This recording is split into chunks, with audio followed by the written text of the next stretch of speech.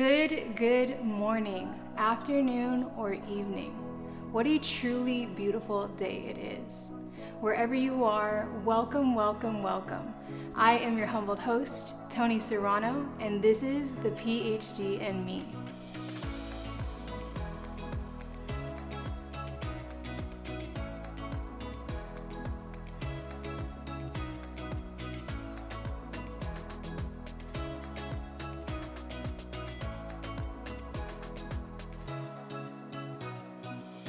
Welcome back, friends. This is the Ph.D. and Me podcast. So with every episode, you will grow closer to who you are and learn to navigate life confidently.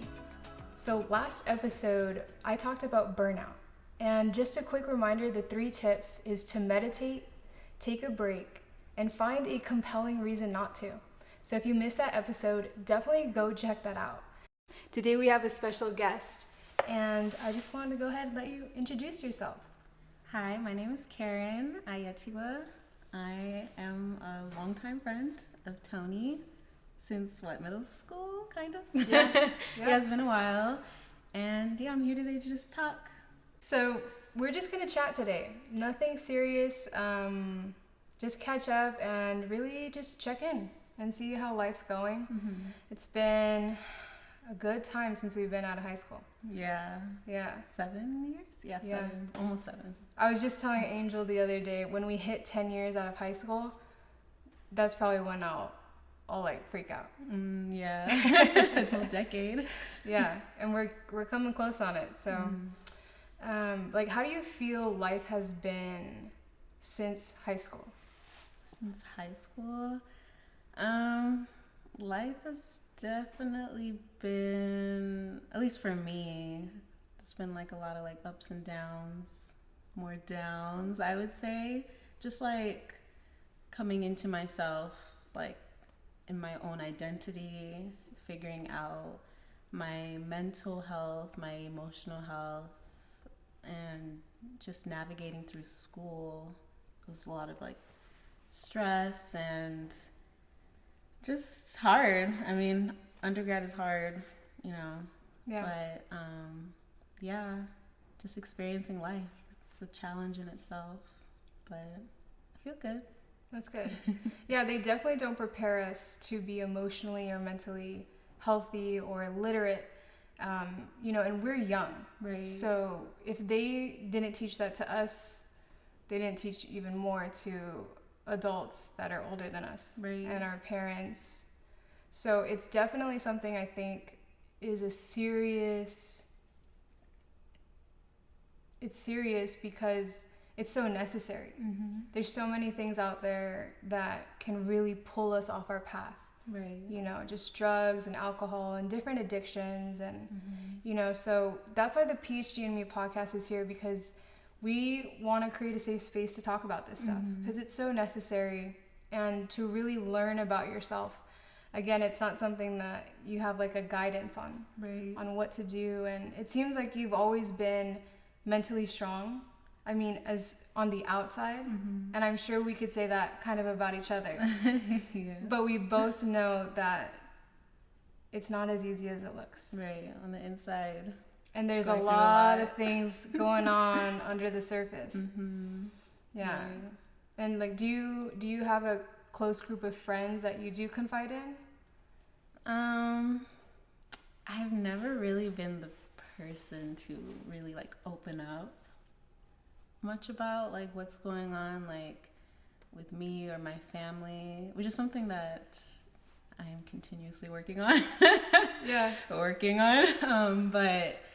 a lot of difficulties that I've gone through, I just had to I chose to go through it by myself, internally, which is, I don't think it's healthy at all, bottling up, emotions and whatnot. So I do have friends who they're open to hearing about stuff, but I don't know. I just always been that closed turtle type of person. I don't know. Yeah, no, for sure. I mean, I can totally relate with you. Mm-hmm. a lot of it for me was trust also. Right. And it's not that I didn't trust friends or like I was hanging out with them, so of course we're friends. But I think it's also an inner trust, and it's just, it feels a little different. So you're here now though. You're here when so many of us aren't. You know, we will give into addiction, we'll commit suicide. You know, we'll just engage in the unhealthiest behaviors. So you know, you're still doing great. Really, like, what do you think has gotten you through those rough nights? I do know that one thing I always looked forward to, like during like undergrad and even now, is I would find like an outlet, like going to church. Like that helped me. You know, like there's something about like having like a faith-based like perspective that allows someone to like have more hope, you know, that like things aren't always going to be so bleak, you know, when you're down the only way is up, you know, just having like that type of mindset that things will get better, that definitely helped. Another thing in undergrad was I did a lot of research under a professor, so that was like I guess you can say like distraction kind of, but it felt good to know that I could like apply myself in something and see results, so that helped me to like build confidence. Another thing that I learned, or something that my mom tells me, is that she observed that I always like knew what I wanted and didn't want, like from people and life in general. Like I'm very like firm with like who I am, you know, so like unhealthy like coping mechanisms, I know why people do them, but I knew that it wouldn't help me like long term. Like I may feel good for that moment, but I'm just gonna end up feeling worse later, you know. So I feel like it's definitely perspective. There's like something they say in psychology, it's like that internal locus of control. Like I know on the inside that I can control how I react to things, how I choose to do better, choose different outlets that will help me.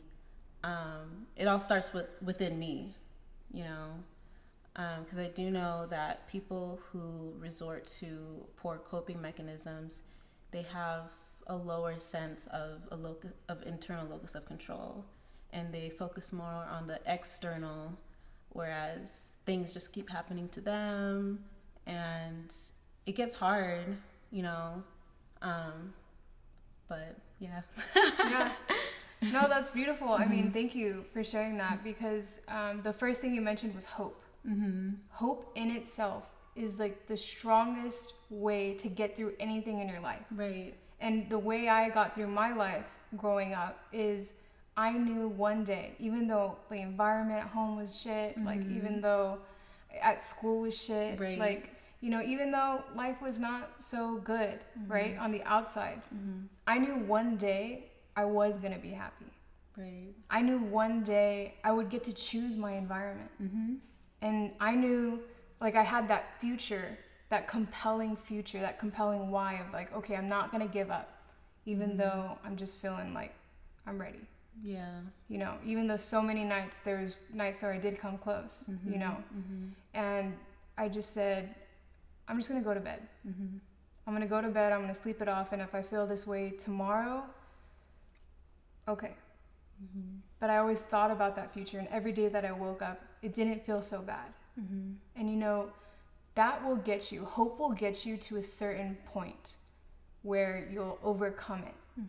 But then, is it survival? Or is it a point in your life where you're thriving? Right. And I wanted to be thriving. Yeah. And then the next one that you mentioned was mindset. That's going to get you to that next level. Right.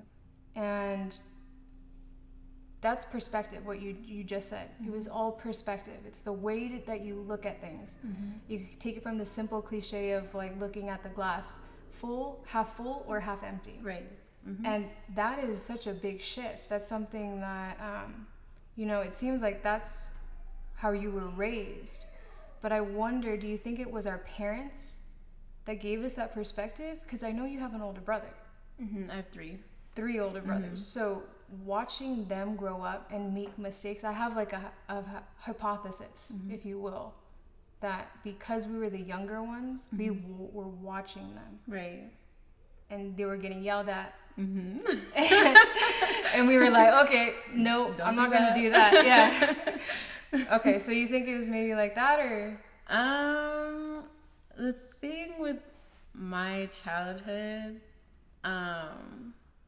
like where like this hope perspective comes from, I would say I get it more from like my mom, because childhood was a little challenging, but my mom always had a smile on her face, like always. And even if maybe she only had like $100 in her purse, she would still find ways to like take us to the park, buy sandwiches, watch us play. Like she always just did her best in what we had at the time and what was going on around us. So that led me to believe that, even though I'm going through this, it's not always going to be this way. And we can still make the best of right now, still be present. Because I know like hope, like sometimes we focus too far into the future where we're not present anymore in the right now. So it was just like finding a balance of, let me make the best of right now, but I'm still like hopeful for the future, and I have faith that things will be better, for me and my family.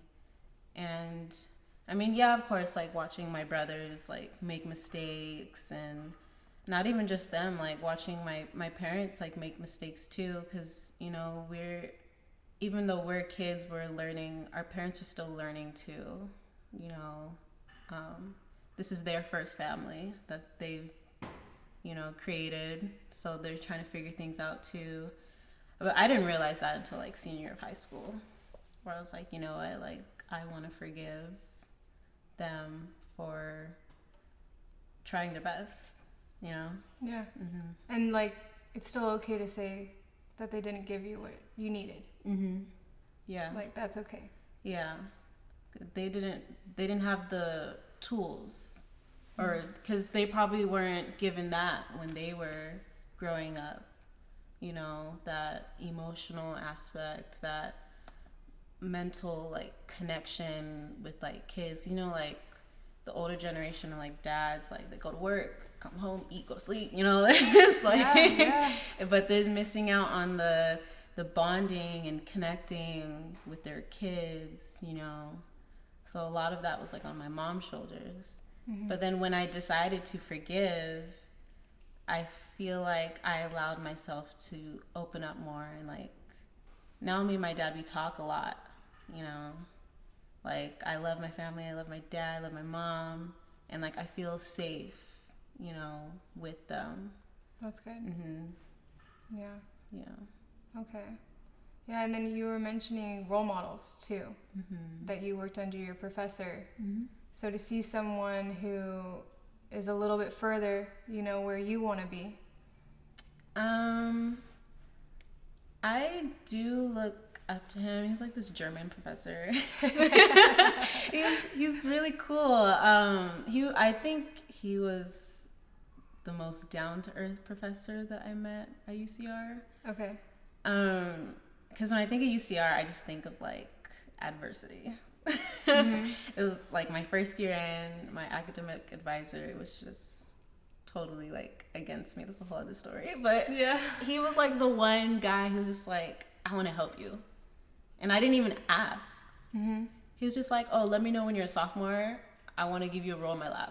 And I was like, okay. And so I did. And then just took off from there. And like he always like vouched for me, like within the department, because plant bio department's like a small department on campus. And like he just gave me an opportunity, and I do look up to him because he's successful within his academics. You know, he has publications and whatnot, but then he's still grounded where he focuses on like his family. And he was actually in like a rock band in college. So like he's only like 50 something, but he has like hearing aids because like I guess he blew out his ears from like being in a rock band. But like he plays the guitar and everything, and he was just always really like grounded. But he just showed me that, you know, if I were to become a professor one day, like I can still like be myself and still, you know, be successful. And I'm really appreciative of him, you know, giving me an opportunity to do research. Yeah. That's awesome. Yeah, I mean, hope is a big thing that plays in the way that our life is going to be, the trajectory of our life, how we're raised and our family. That's a big factor. And then like the resources around that are available to have that support system. So, you know, and then role models is that like we don't have to be exactly like them, but know that like someone is doing what they want, and like you said, is still them, is still grounded. Because at the end of the day, success could just be titles to someone, but it sounds like you want that whole success where you have hobbies and you have great relationships with people, and you know, that's gonna take you being you unapologetically, right? And just saying, look, there's more to me than just my titles. There's more to me than some letters before or after my name, just whatever is on a resume. So what is like success to you? Success to me, at least like my perspective right now, it lies outside of like career.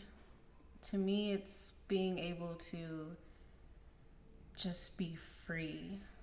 Like, I don't want to be hung up like on the same triggers, and like I feel like I'm 10 steps forward and then something triggers me, then I fall 20 steps back. Like, I don't want to do that anymore. And success to me is being able to acknowledge those triggers, but then keep walking forward and not get so like consumed by like anxious thoughts, and just being able to freely be me and be accepted for me, being surrounded by people who see me for me, you know? That's what I would see as success. That's awesome. So it's like not about the money. I really don't care about the money. It's like I feel like when you have mental freedom, you can do anything. Yeah. You know? Definitely. Yeah.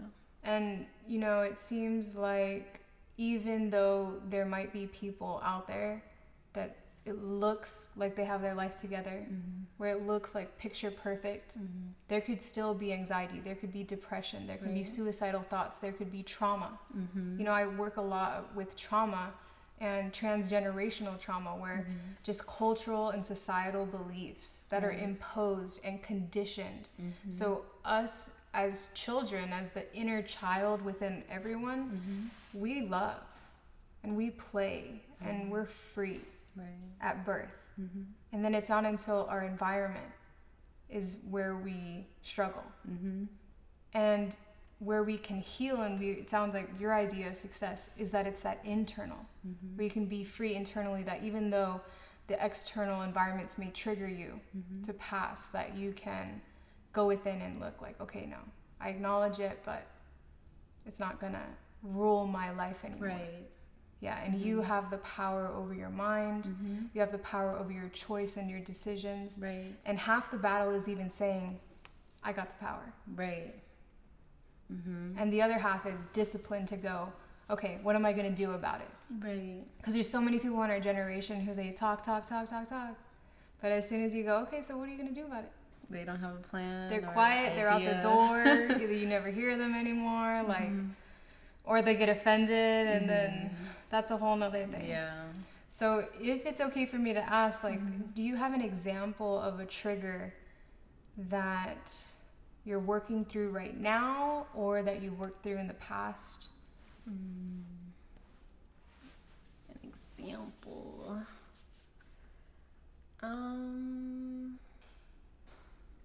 Okay, I'll talk about what I was feeling like last night. Okay. So I don't know how to put into words.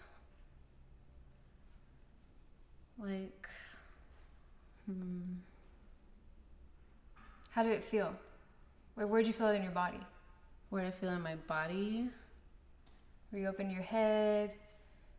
Was it in your heart? Were you crying? I always feel really tight in my throat and my chest when I'm about to start crying. Okay. It's this fear of. So, for an example, yeah,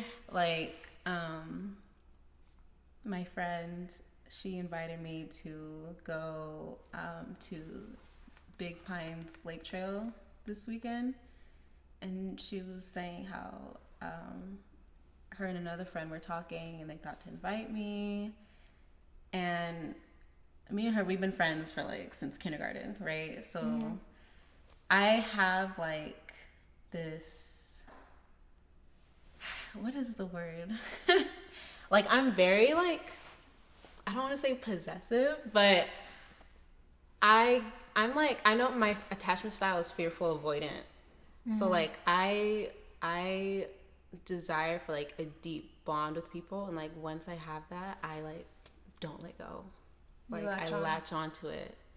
And so to me, when she brings up another friend, I'm kind of oh, well, I don't want to be intruding on their thing, and just the thoughts start coming in, and I'm trying to calm myself down, no, this is old, I don't need to trip up over this.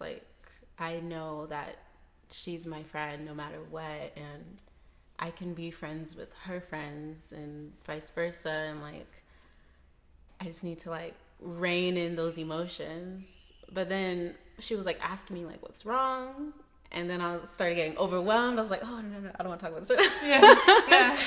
Because I don't want to come off as if oh, she's jealous, I never want to come off as jealous, but I'm just I love my family, love my friends, and I latch on to those deep connections, those relationships, and if I feel something is gonna threaten it, then I start to panic a little bit.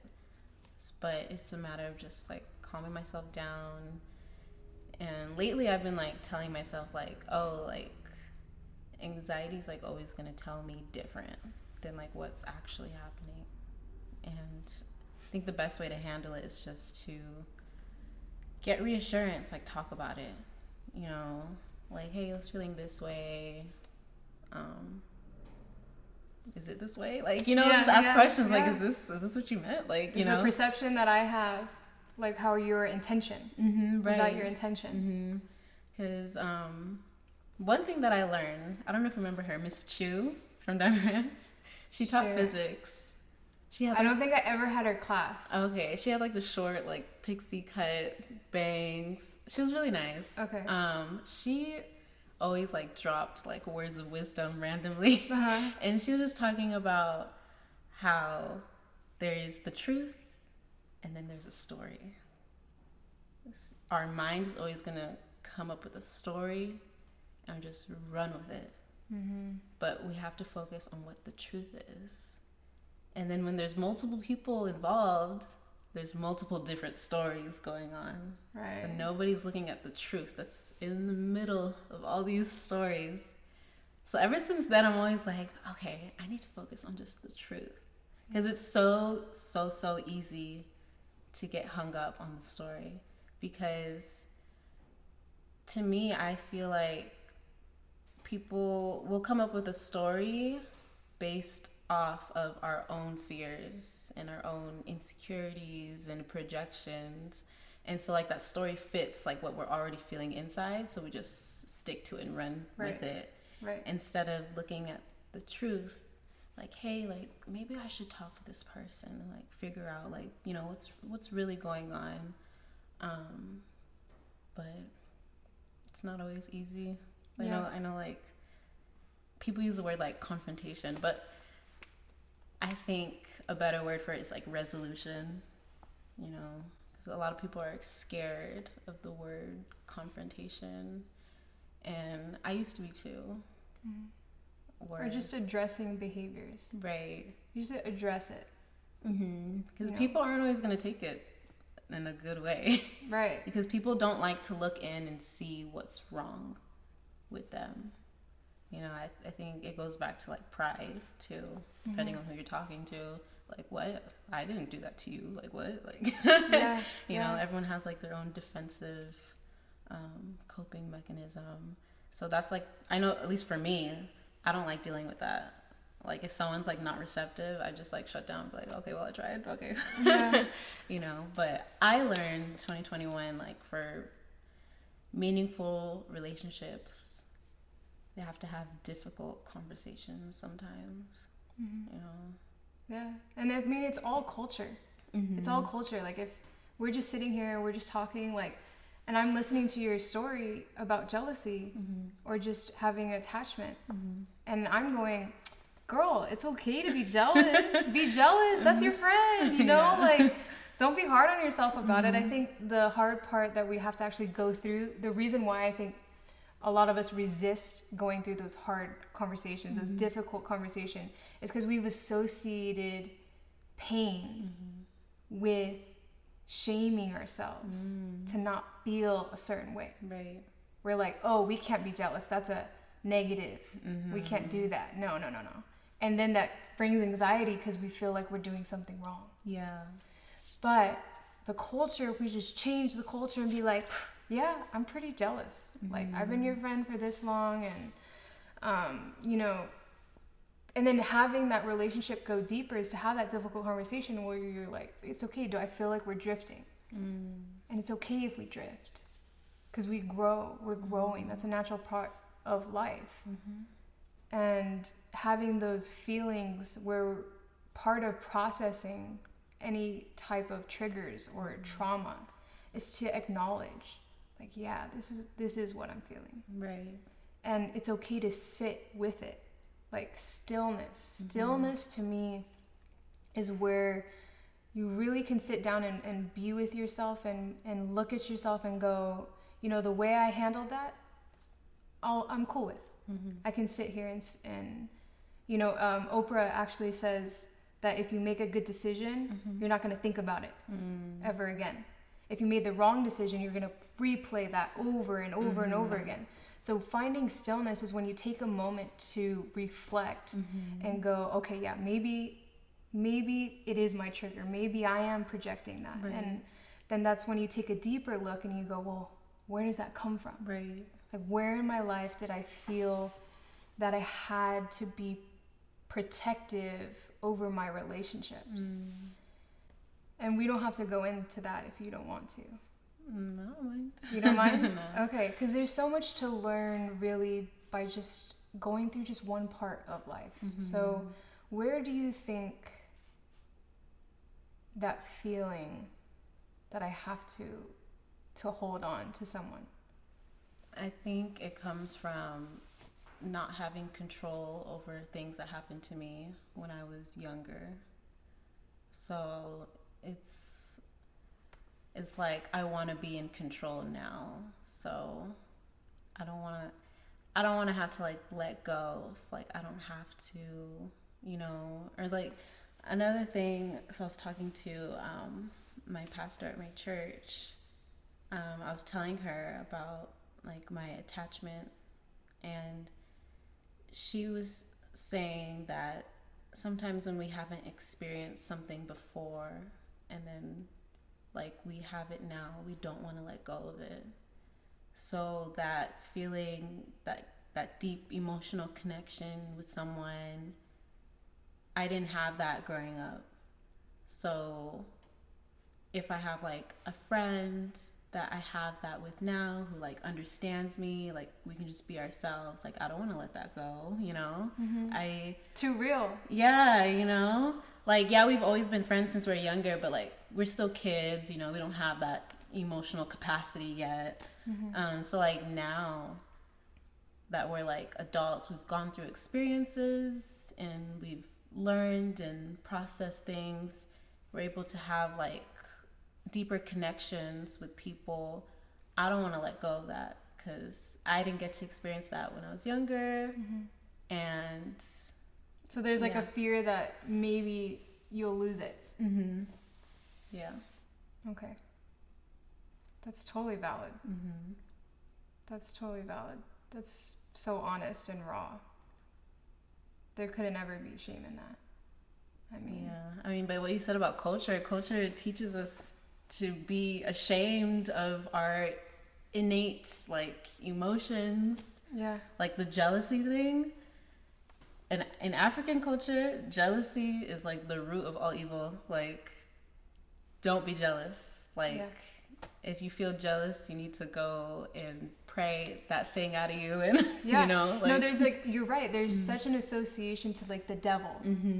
Right. And even I grew up Catholic, even in Christianity, anger, impatience, jealousy, envy, you know, to really be envious of someone and to a point where you kind of wish them bad. That's like a no-no, right? That's like the devil talking to your ear.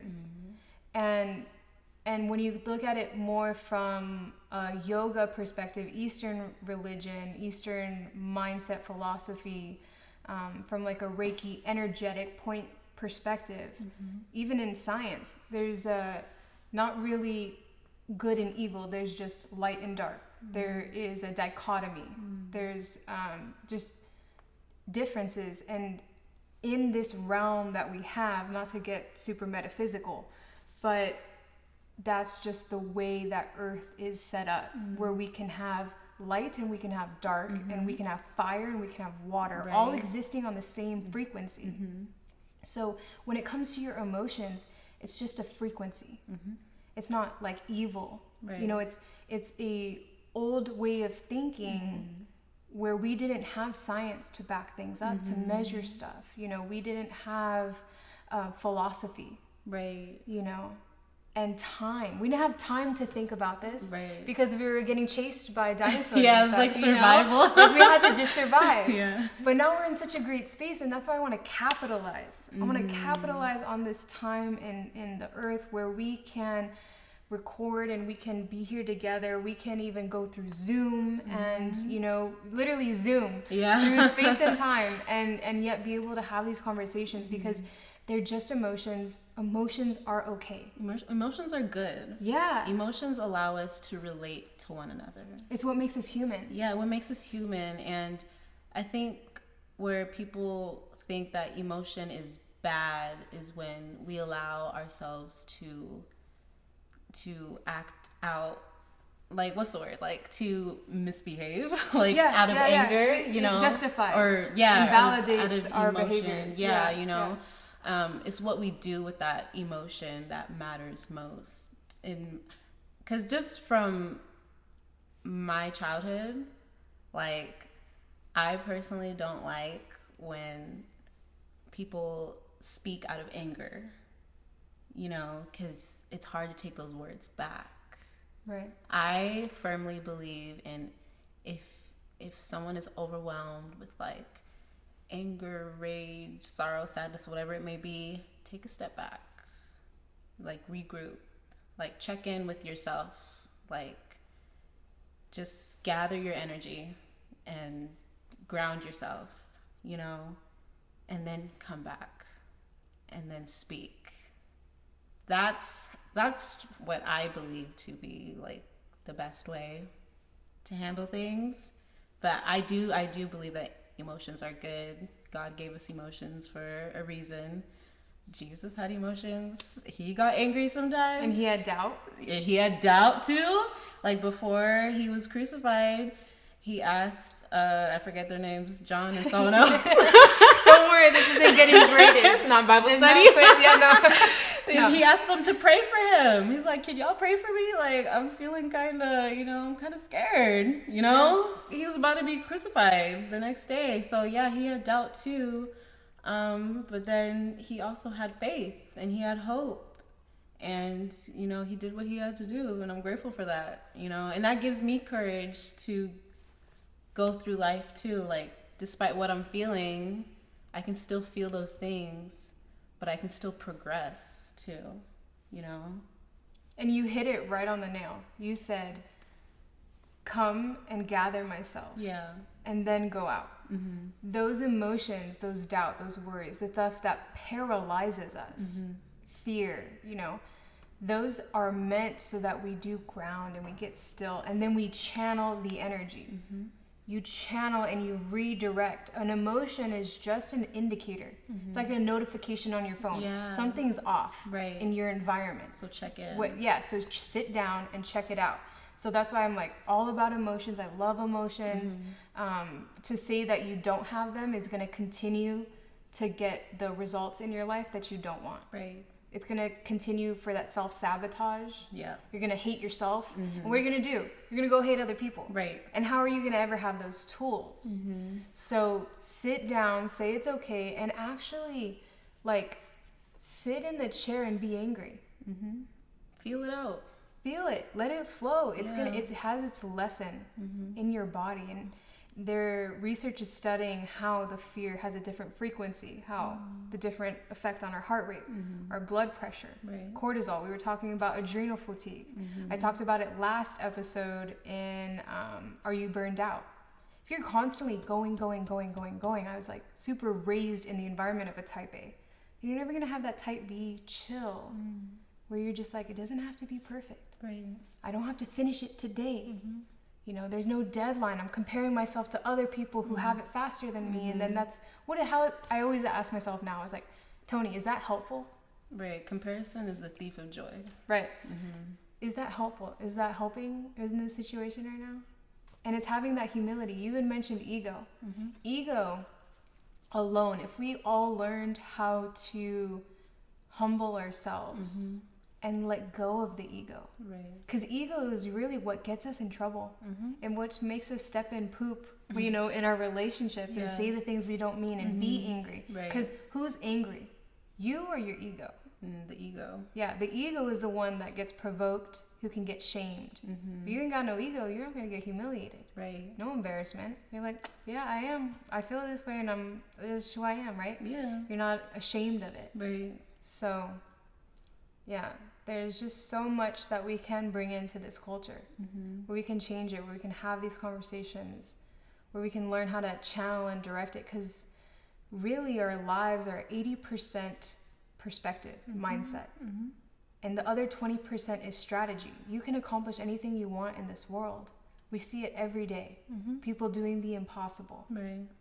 Because it's the 80% that's like, I'm going to be devoted, I'm going to be committed, I'm going to be disciplined, I'm going to be humble and say when I don't know things, I'm going to go back to the drawing board, I'm going to sit down and become a beginner's mind again, to be the student.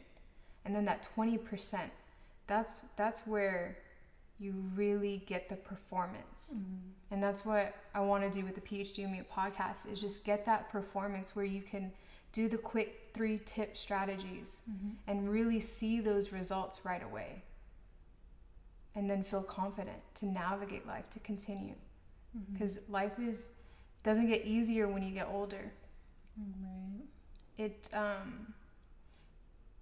It's just about the same, but then you learn, you identify those triggers and you go, yeah, I am triggered right now, but am I going to react? Right. Or am I going to respond? And it comes back to that decision, and it's like, oh, right, I have a choice. I could. Right. And choosing our battles. And a lot of the times, at least what I realize is people interact with the world based off of what's going on inside of them. You know, like how they see themselves, how they feel about themselves. People project a lot. You know, they project their fears, their insecurities. And when I realize that, like, if I'm like in a situation with someone, I'm able to say like, I don't think this is about me. That's making them react this way. And so it really changes my perspective. You know, in the Bible, Apostle Paul talks about like, we're not dealing with humans, we're dealing with other principalities going on. You know, there's things in the background that we can't see. Like, that person can be going through trauma, that they're reacting to life in a survival mode, you know, because when we experience trauma, our nervous system is totally like dysregulated, right? You know, and it takes a lot to regulate back or new or whatever to like how we're supposed to be, you know. So yeah, it really helps to understand that there's more to meet that meets the eye, you know. Yeah. And then it seems like there's more than the story, or there's more to the story. You were talking about truth, yeah, right? We're so quick to judge, and you know that's what our reptilian brain does, right? Because we want to make sure is this safe or not. But in this era that we have today, we don't have to go with the first judgment, right, the first observation of a person. We can take a second and go, I wonder, probably having a bad day. Benefit of the doubt. Yeah, you give them the benefit of the doubt, and you see their behavior, and then you get to know them, and like, I think one thing I wish that could be in this culture is if you see someone misbehaving, say something about it. I think there's this fear, like, maybe it's a coworker or maybe it's a friend and we don't have that relationship, like it's more superficial. But if you see someone just like, what are you doing? Yeah, be like, hey, like what's going on? And go up and like, maybe they need someone to talk to. Yeah. And, you know, maybe the reason why people don't do that is because they don't know how. They don't know how to hold that space. Because it's a lot, you know, coming from trauma. I didn't know what baseline was. I had to learn what was baseline. What is normal? Yeah. Like, what is a normal, like, emotional day? Yeah, like, what does a neurotypical person feel? Right.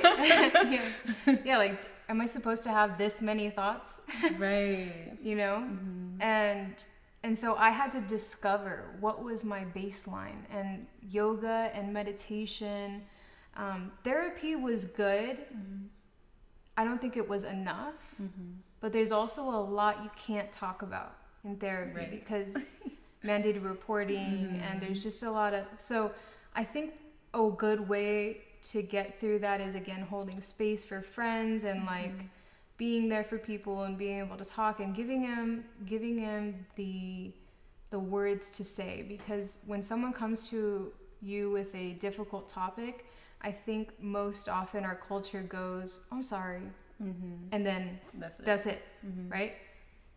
Well, you know, what is going on? Right. And I think a lot of people want to know, how are you genuinely? Yeah. But then they don't really know. There's like that pause, and that pause seems like it'll be almost a lifetime for them to respond how they are. Yeah. And it's like, what are we going to do with that? And even to just say, you know, what do you need for support right now? Or how can I support you? I like to ask, like, how did this situation make you feel in that moment? You know, just like give a little push so they can start processing like how that really impacted them. Because some people, they just act out because they don't know what else to do. Yeah. Like their body is just reacting because the energy is just so turbulent. And overwhelming. Yeah. Where it is the driving force of them. Their emotions do drive their life. But there's more than your emotions. There's more than thoughts. There's your highest self, the best version of yourself, the authentic you. Like that's the you that chaos is happening around you, and you're okay. Right. You can manage, and not even manage, but thrive and be like, now when I go and I talk to people and they open up, and now I'm like, okay, so what do you need? Like, what do you need? Like, how are we gonna work this together? You know, and you like cultivate that space where we can see it, because there is such a compound effect for the people that we affect in our lives. Just by standing in the grocery store, there's kids looking at us. Right. In the way, if we're not interacting, like, they're gonna learn that behavior. And now being a mom, there's so much, not with words, that I influence him. So observational learning. Right. That he's going to model my behavior. So it's so interesting and so beautiful at the same time. And also that you have to be aware. Of yourself at all times. Yeah, and disciplined. Yeah. To restrain yourself. So it definitely can happen, and I think it could even happen in this generation, this next generation that raises. Like, I already feel it. And just working with teenagers right now, they have so much access. And it's really good. I just want to make sure that the influencers are going to give them something that where we're not going to make the same mistakes. Right. Like, please don't make the same mistakes. You know, the verbal abuse, emotional abuse. That's trauma. That is trauma. Psychological. That's trauma. And there's stuff I didn't even realize was like emotional abuse until like literally like last year that I realized that I did to people. You know, I think, and it goes back to like the ego thing, like being able to be humble, and it allows us to recognize like our own mistakes and where we went wrong. Because I used to give people like the cold shoulder, like, I don't want to talk to you. But that's like emotional abuse, you know, like They call it stonewalling. Yeah, stonewalling. Like, where you're like, I'm going to give you the silent treatment, and that you're suffer. That's your punishment. Okay. Well, for me, it was more like, I'm just like, talking to you would just be too triggering, so I'm just going to ignore you altogether. Okay. And then that's like avoidance behaviors. So that fearful avoidant, it's another attachment style. But it's something I recognized. I was like, okay, that's not healthy. Like, I can't say that this person means a lot to me, but then I can't even like talk to them. You know, I can't like honor them enough to just tell them like what's up. Because then if I'm like running away and giving them that silent treatment, then they're probably like confused, and you know, they don't know what the truth is, so they probably are generating their own story because I'm not giving, you know, anything. So yeah, it's just recognizing that, you know, I can do that too, and learning from it, you know. Yeah, I found that it's one thing to know, but something entirely different to do. Right. It's hard to do. You know, it's really, really hard to do. Yeah. So that's why I always celebrate just talking about it. Even thinking about it. That's action. That's action. That's taking a step. That's improvement. You know, because then one day you will go, I'm just all open. I'm all love. I'm all pure love. That boundaries is a stepstone. That's a stepping point where at one point in our life, like, we go and we talk to elders, and you met a few of them that are just like free. That they're just like, yeah, love, like everything is good, nothing is bad, life is life. This is all good. You know, and I want to be there. Right. That's where I'd like to see myself, where I can love unconditionally. No boundaries, no trauma, no triggers, full emotion, like full capacity. and feel safe. Right. Right. Safe enough to be vulnerable, to have those emotions, to relate to people, to show love. It takes vulnerability to do that. And to know, like, there's other people out there. I think that's one thing too.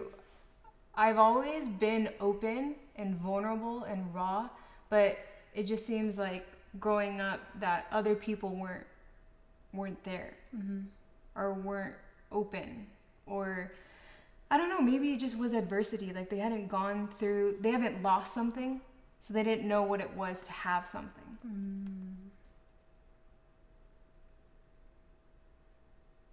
So like I was always really open, but it didn't seem like much connection back or the way. So I committed to this journey to my highest self, to find myself, to find who I was. And it was a lonely process. I've always been able to be alone. So that's a strength I had, like to be the loner and to be okay, like eating lunch by myself. That's a strength I had.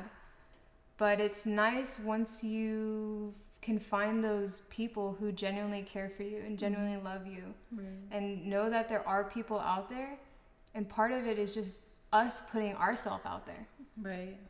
To make that leap, to start new with someone else. And even if they don't respond, then it's like, well, that was just that experience. I'm going to still have trust and faith and go forward in life and still put myself out there again. And give it your best each time. Yeah, because there's a really good book, 3 Feet from Gold. And you can take it as an entrepreneur perspective, like you're 3 feet from that billion dollar idea. But I take it as 3 feet from the life that you deserve. That if it's just that one person that's going to come into your life, if you are closed off, if you don't put yourself out there, if you don't present and participate to have that opportunity, then it's not that there's no opportunity for you. Just that you're not there to receive it. You're not present.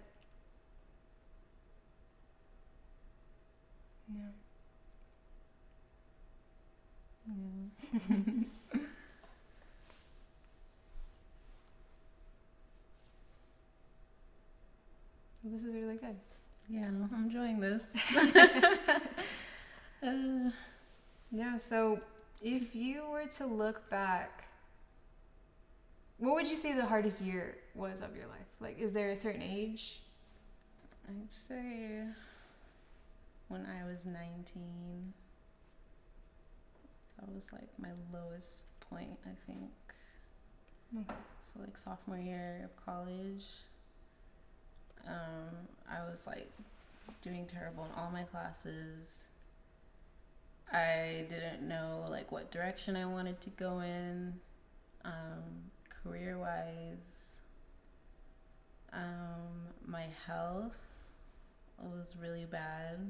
Like I barely eating. I was like my lightest weight ever. Like it was just the worst year ever. Yeah, I think that was like 2017, 2016ish. Yeah. And now that you're a little bit older, what would you say to yourself if you were to meet yourself again face to face? What would I say to myself? To help you get through, or just to be there to support, like? To speak up. Like, don't bottle everything in. Like, I don't have to go through it by myself. Because I remember when I was sick, and I just happened to I drove back home to Rancho, and I went to my parents' office. They own like a hospice. And so I was just saying hi to my mom, and she's a nurse, and she was just looking me in the eye. She was like, there's like no blood vessels in your eyes. And I was like, what are you talking about? Because I didn't tell her anything, you know, like I was feeling sick, but just kept it to myself for like weeks. And she was like, go to the hospital. Like she just told her, it was like, just go to the hospital. Wow. And so my brother drove me to the hospital, and my lab reports were just terrible. And they're like, I don't know how you drove here. Like, and so, yeah, I would tell myself, like, you don't have to go through it by yourself. Just open up, say what's wrong, tell people what you're going through. You know, I don't always have to like be alone. Which is like it's like my default though. Like if I'm feeling overwhelmed or just overwhelmed, like my default is to just isolate. Like, well, I'm just gonna go to my room and process this by myself. You know, that's like my default. And so. All right, so really quick, we had to change backdrops, but we're gonna keep it going. So you're just finishing that. It's that what you would say to yourself is to speak up. That you're not alone. You don't have to be alone, even though that was your default. So what a powerful thing. And I think a lot of listeners and a lot of viewers, I just want you to know that you're not alone. That life can be hard. It doesn't have to be. And when we open up about it, when we have these conversations where we support each other, you can find that safe space, you can find that safe haven. And I empower you, I encourage you to do that. Is there any other words of advice or? Just when we're going through like adversity and tough spots, the emotions that we feel, they're totally okay, and we should use those emotions to relate to other people, because there's nothing new under the sun. Like there's going to be someone who can help, someone who can offer advice for this particular experience. Like we don't have to travail by ourselves, you know. Yeah, sure. Well, thank you so much for being on the podcast. Welcome. Yeah. So if you enjoyed this episode, leave a review so other people will know if this episode is for them.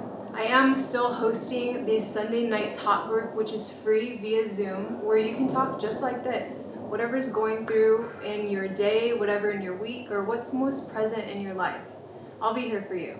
So in light and love, namaste. Have yourself a beautiful, bright day.